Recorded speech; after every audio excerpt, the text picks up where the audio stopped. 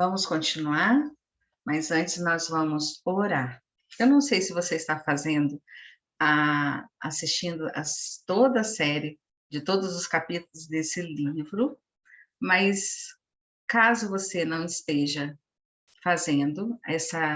assistindo essa leitura em sequência, em cada vídeo nós vamos fazer uma oração antes de iniciar, para exercer também esse princípio da gratidão. Vamos fazer isso juntos? Pai amado, nós somos gratos a Ti por este momento, porque nós vamos avançar nessa leitura, lendo o capítulo 3 do livro Gratidão Imprescindível, e que nós estamos acessando, Pai, esse nutriente, que é através da Tua palavra, entendendo, conhecendo através dessa leitura, o princípio da gratidão. Continue a falar ao nosso coração, continue a nos instruir e nos levar para uma versão ainda melhor, aquela que agrada a Ti, Pai. Por isso nós estamos aqui, somos gratos a Ti por esse tempo. Em nome de Jesus. Amém. Amém?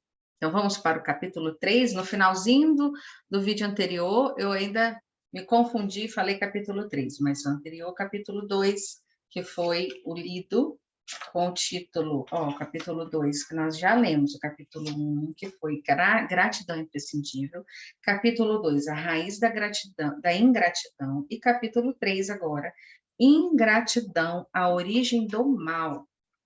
Estamos lendo este livro aqui, Gratidão Imprescindível, do pastor Josimar Ramos, compartilhando com você, com a autorização dele, que ele é um meu mentor, e eu perguntei, pastor, posso compartilhar? Ele falou, pode, claro. Então, vamos lá. Gratidão, a origem do mal. Sua soberba foi lançada na sepultura, junto com o som das suas liras. Sua cama é de larvas, sua coberta de vermes. Como você caiu dos céus, ó estrela da manhã, filho da alvorada?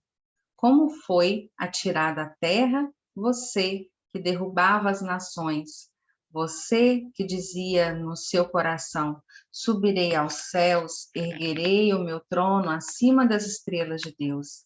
Eu me assentarei no monte da Assembleia, no ponto mais elevado do Monte Santo. Subirei mais alto com as mais altas nuvens, serei como o Altíssimo, mas as profundezas do Sheol você será levado, irá ao fundo do abismo. Esse texto está em Isaías 14, verso 15, 11 ao 15, NVI. Esse texto faz um curtíssimo resumo da história de Satanás, o príncipe das trevas. Na verdade, esse é o único respaldo bíblico usado por muitos teólogos para acreditarem que antes de perder seu lugar privilegiado entre os anjos, o nome desse ser, agora comprometido com o mal, era Lúcifer. Embora haja quem questione essa interpretação. Mas não importa o nome dele. O que importa é que estava entre os seres celestiais mais poderosos. Não era o mais poderoso, e sim um dos mais poderosos. Ele pertencia a uma classe elevada de seres angelicais. E, na sua grandeza, alguma coisa acontece. Algo tão grave que o fez cair. Ele não caiu apenas como quem cai por terra. Caiu para um nível abaixo, foi lançado nas profundezas. Essa história permanece parcialmente misteriosa no decorrer dos tempos e não é contada com clareza em nenhum lugar da Bíblia, como seria de se esperar. Os estudiosos que se atrevem a contá-la o fazem juntando alguns pequenos pedaços do enredo total, encontrados aqui e ali no decorrer das escrituras, somando tradições antigas e buscando coerência com a história que outros contaram. Quem busca a verdade sobre esse ser precisa orar por revelação divina, pois não dá para negar que, do ponto de vista da racionalidade humana, a Bíblia não conta essa história com clareza suficiente. Por todas as informações acima e com muito temor diante de Deus, me dou o direito de usar a imaginação, crendo que estou sendo guiado pelo Espírito de nosso Deus. Tomo emprestadas as seguintes palavras do apóstolo Paulo. Dou o meu parecer como alguém que, pela misericórdia de Deus, é digno de confiança. Ao dar este meu parecer, penso que também tenho o Espírito de Deus. Está em 1 Coríntios 7, 25 e 40. Imagino essa história assim. Certo dia, os anjos vieram apresentar-se ao Senhor, e Satanás também veio com eles. Está em Jó 1, 6, NVI. Num outro dia, os anjos vieram apresentar-se ao Senhor, e Satanás também veio com eles para apresentar-se. Jó 2, 1, NVI. No enredo do livro de Jó, os anjos são chamados no texto original por uma expressão hebraica que em várias versões do português são traduzidas como filhos de Deus. A versão NVI, usada no texto acima, vai direto ao ponto e os chama de anjos. Observando a narrativa, percebemos que os anjos, de tempos em tempos, precisam comparecer diante de Deus.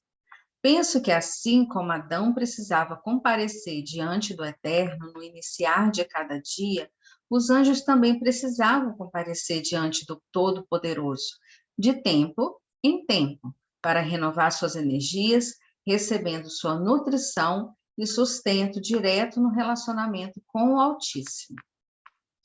E ouvi uma forte voz que procedia do trono e declarava: Eis que o tabernáculo de Deus agora está entre os homens, com os quais ele habitará. Eles serão o seu povo e o próprio Deus viverá com eles e será o seu Deus. Ele lhes enxugará dos olhos toda lágrima.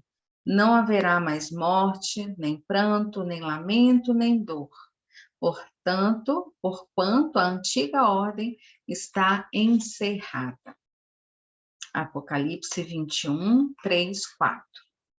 Quando olhamos para o Apocalipse, o último livro da Bíblia, percebemos o sonho de Deus guardado em seu coração desde sempre, mas claramente revelado aqui.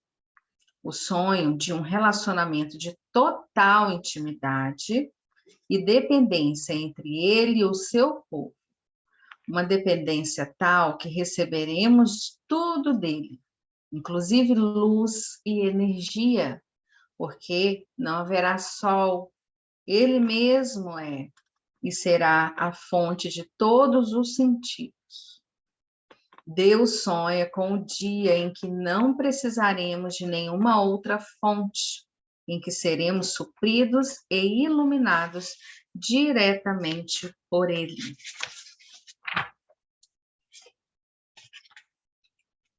Imagino que houve um tempo em que os anjos e outros seres celestiais moravam na terra e recebiam seu sustento diretamente de Deus.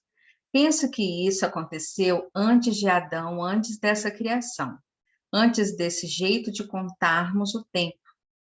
Em minha imaginação, baseada em textos bíblicos, pensados aqui e ali, penso que eles moravam aqui, mas não precisavam plantar e colher, pois se alimentavam diretamente do Altíssimo, se reuniam periodicamente diante dele para receber sua energia e funcionarem até o próximo encontro. Assim como nós precisamos fazer refeições para produzir e manter nossas energias, eles faziam suas refeições em momentos de profunda adoração diante daquele que simplesmente é. Acredito que, periodicamente, os anjos compareciam diante do Eterno, se curvavam diante dele e o adoravam, reconhecendo sua grandeza, bondade, soberania e outros atributos de sua divindade. Era durante esse tempo de adoração que a energia de Deus fluía para eles, produzindo nutrição e suprimento. Abro um parênteses em minha abordagem para dizer que o Deus de Abraão não é como os outros deuses. Ele não precisa ser adorado, porque ele simplesmente é. Nossa imaginação, contaminada pela cultura pagã, desenvolveu a ideia de que nosso Deus precisa da nossa adoração. Nossa mentalidade finita, humana e nossa alma doente nos faz precisar do reconhecimento do outro para afirmar nossa identidade. Mas Yahvé definitivamente não precisa de elogios e afirmação, como nós precisamos, porque Ele é o Deus Todo-Poderoso. Quando Ele nos cobra adoração, não é porque precisa, mas porque nós, enquanto seres espirituais, precisamos adorá-lo para criar a conexão e receber dele. Quando nos colocamos diante de Deus para um momento de adoração, a energia dele flui e nos preenche, renovando-nos em todos os sentidos. Voltando ao meu atrevimento teológico, filosófico, científico, imagino aquele tempo da história com os anjos indo periodicamente à presença de Deus e se curvando diante dele para adorá-lo. Eu consigo imaginar. Enquanto adoravam, suas energias eram renovadas, suas forças eram restauradas, para poderem cuidar dos seus afazeres, até que chegasse o tempo de se reabastecerem de novo. Essa rotina de tranquilidade e harmonia total durou até que algo terrível aconteceu. Infelizmente, o que houve lá foi passado a nós, ao nosso DNA, através de nosso patriarca Adão. Não será difícil se você quiser testar para conferir o que vou dizer.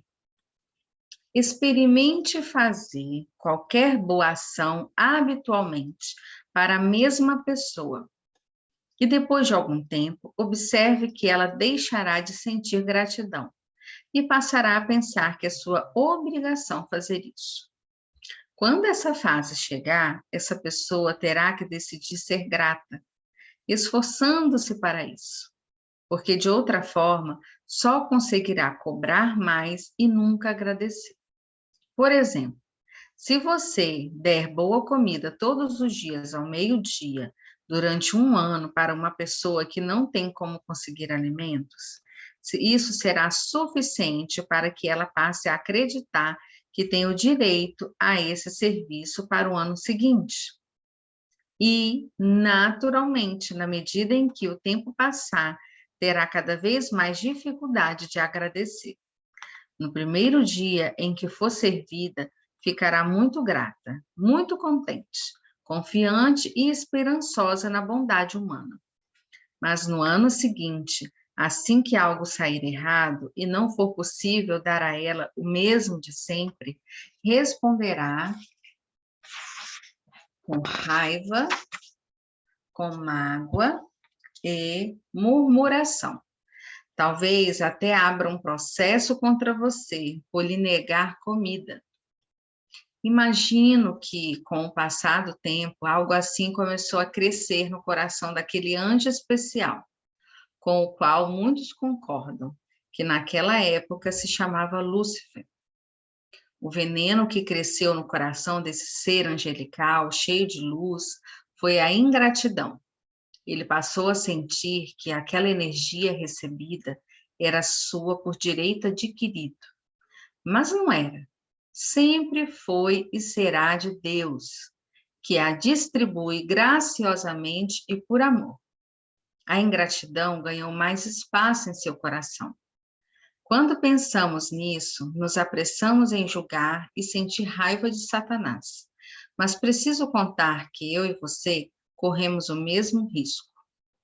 Por exemplo, há um serviço disponível para nós, desde sempre, sem o qual não seria possível manter nossa vida, mas nunca lembramos de agradecer por ele.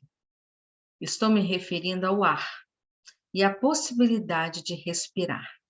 Poucas pessoas conseguem ficar 5 minutos sem respirar, pois depois de certo tempo, em apneia, o indivíduo desmaia e, se não voltar a respirar logo, pode até sobreviver, mas terá sequelas no cérebro. Soube recentemente que a recordista de mergulho em apneia é uma brasileira que conseguiu ficar longos 18 minutos debaixo d'água, prendendo a respiração. Mas a maioria de nós desmaia bem antes disso. Você já demonstrou gratidão pela dádiva de ter ar para respirar? A maioria de nós nem pensa nisso, porque acha que esse é um direito adquirido. Mas a verdade é que devíamos agradecer, porque respirar é uma dádiva. Lúcifer começou a se achar no direito de ser o dono daquilo que ele ganhava de graça. O texto que lemos acima diz que aquele anjo de alto nível ficou soberbo, mas antes da soberba veio a ingratidão. Esse sentimento de que tudo que está sendo dado a mim nada mais é que obrigação do doador. Esse sentimento se chama ingratidão. Há um comportamento na cultura dos judeus que o Ocidente não entende, que é o da obrigação de honrar o pai, independente das qualidades percebidas nele. Na cultura mais antiga dos judeus, se alguém não honrasse seu pai, seria apedrejado. Isso acontecia porque, para um judeu daquele tempo, não importava se o seu pai fosse bom ou ruim, pois afinal foi ele quem lhe deu o dom da existência. Sem o pai, eles não existiriam. Portanto, a origem do mal não está na soberba de Lúcifer, está na ingratidão dele. Quem não agradece, não reconhece a dádiva, não reconhece o presente, acha que aquele que dá o faz por obrigação. Naquele momento, Lúcifer deixou-se envenenar com essa maldita e nociva sensação. A ingratidão era apenas o começo, pois toda pessoa que resolve ser ingrata certamente irá ao próximo passo, a comparação. Quem é ingrato sempre se compara, porque a ingratidão bloqueia aquele sentimento gostoso de reconhecimento, aquela sensação de que ganhei um presente. Imagino que você conheça a sensação que vem quando ganha um presente, especialmente se o receber de surpresa. Essa sensação é a base da gratidão. O reconhecimento de que não era para ter, mas agora eu tenho. De que não merecia ganhar, mas ganhei. Está muito ligada à atitude de gratidão. Lúcifer foi perdendo a gratidão e assim sua alegria desapareceu. Isso acontece porque o que recebo não é mais recebido com a sensação de presente gratuito. Não há mais prazer em receber. Após a ingratidão, vem a comparação e a certeza de que tinham outros que ganhavam mais, pois quem não é grato sempre vai achar alguém que tem mais. O próximo passo é o descontentamento, que é a sensação de que o que tenho não basta, não me preenche suficientemente. Um sentimento horrível de que está sempre faltando alguma coisa. Pense na pessoa faminta que usamos como exemplo. Depois de receber comida por um ano, ela deveria estar contente e cultivando um sentimento de que antes não tinha comida alguma e vivia na insegurança. Mas agora tem comida todos os dias. Contudo, ela desenvolve descontentamento ao comparar o alimento que tem com outro melhor que não pode ter. Lúcifer experimentou isso, a tal ponto de ficar sem contentamento algum. Foi então que decidiu achar um jeito de ser independente. Observe a ordem: ingratidão, comparação, descontentamento, independência. Minha conclusão, baseada em minhas pesquisas, é que aquele anjo de luz descontente achou um jeito de sugar a mesma energia que normalmente recebia direto de Deus, de outro lugar da criação. Assim, ele parou de comparecer à presença de Deus para receber dele. Ele parou de ser grato, começou a comparar, deixou de estar contente, parou de ser dependente e, consequentemente, parou de adorar, tornando-se um rebelde. Lúcifer percebeu que tudo que Deus criou continha vida, e essa energia divina estava na sua criação. Descobriu também que, além de sugar a energia das pedras, das plantas e tudo que foi criado, que podia distribuir essa energia sugada para outros, que passariam a receber dele, e não mais do eterno. Foi nesse momento que ele começou também a desviar outros anjos, para que também não fossem receber de Deus, tornando-se rebeldes como ele. E nesse ponto, a soberba aconteceu, quando Lúcifer começou a sonhar. Um dia vou ter meu próprio exército de seres que recebem de mim, assim como os outros anjos recebem de Deus.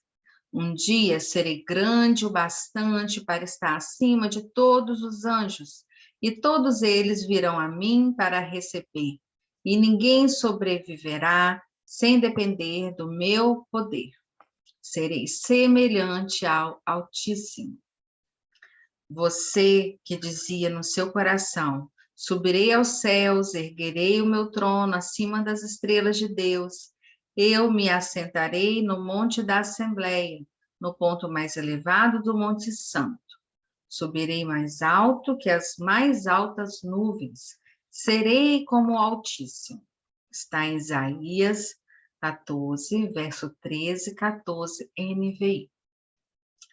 Quando todos os anjos foram tentados o suficiente para que ficassem caracterizados sua escolha de seguir ou não a Lúcifer, acaba o tempo da provação angelical, deixando o saldo de 1/3 dos anjos reprovados e comprometidos definitivamente com as trevas. Restaram 2/3 que foram aprovados e comprometidos com a luz, os anjos fiéis, aqueles que não se rebelaram, que foram confirmados na graça e tirados daqui para um lugar preparado para o prêmio para eles. Lúcifer, agora denominado Satanás, junto com os anjos que o seguiram, foram deixados para trás e passaram a sugar a energia de toda a criação para sustentar sua insaciável sede. Estavam completamente desligados de Deus e sem a oportunidade de beberem dele. Deus não poupou anjos quando pecaram. Antes, precipitando-os no inferno, os entregou a abismos de trevas, reservando-os para juízo. Está em 2 Pedro 2:4, versão Ara. Os 7 dias da criação estão retratados no primeiro capítulo do livro de Gênesis. Contudo, muitos teólogos afirmam, depois de pesquisar textos complementares ao livro dos princípios, que não são os 7 dias da criação, mas os 7 dias da recriação. A interpretação deles, que eu aceito, é que quando o primeiro versículo daquele livro diz que no princípio Deus criou os céus e a terra, indica que os céus e a terra foram criados perfeitos e funcionando normalmente.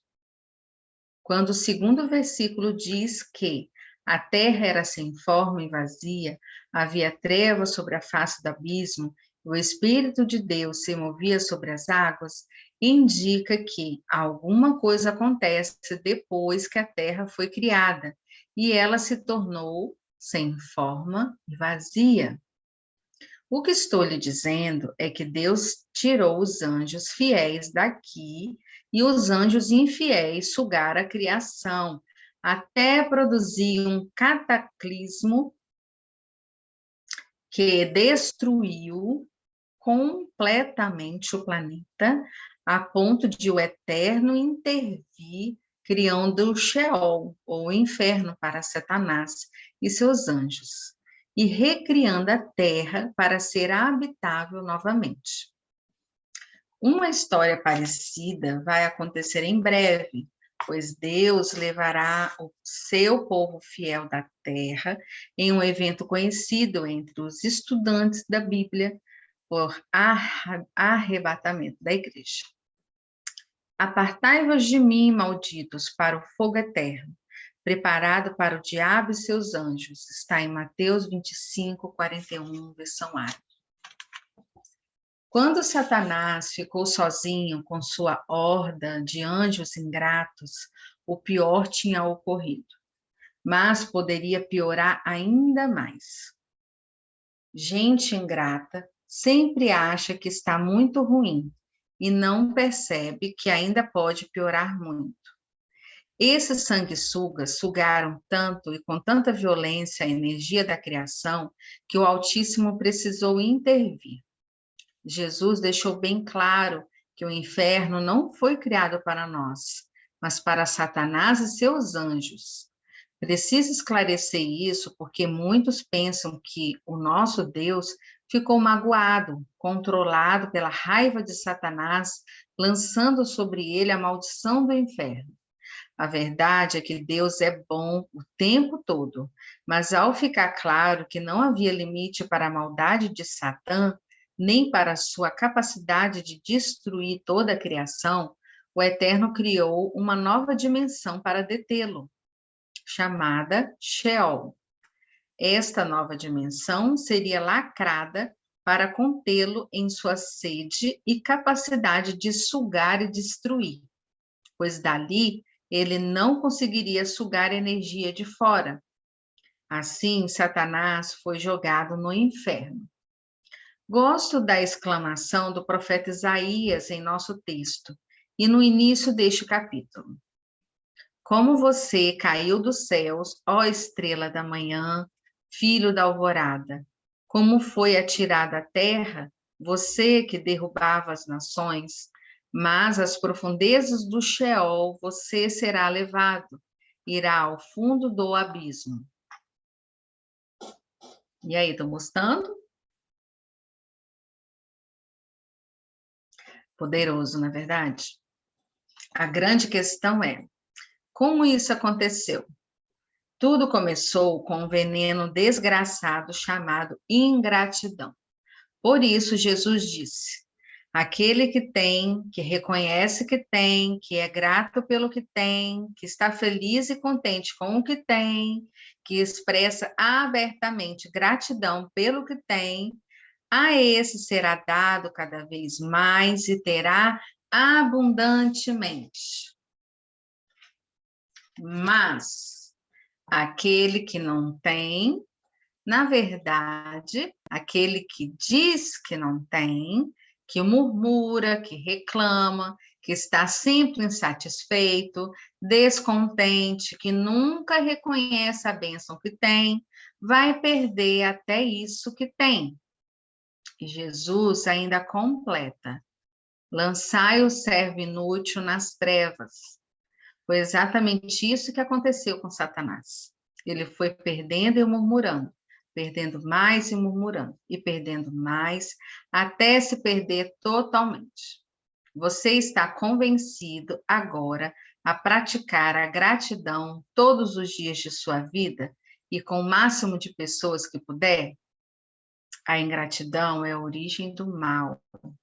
Muitos filósofos discutem há anos qual é a sua origem. Se Deus é bom, por que ele criou o mal? Perguntam eles. Deus não criou o mal, ele criou o bem. Vou contar qual a origem do mal. A ingratidão. Ela traz o mal à existência. Quando não somos gratos pelo pouco que temos, esse pouco que temos é perdido. Isso evolui até que nos perdemos também, dando lugar ao mal em nosso coração.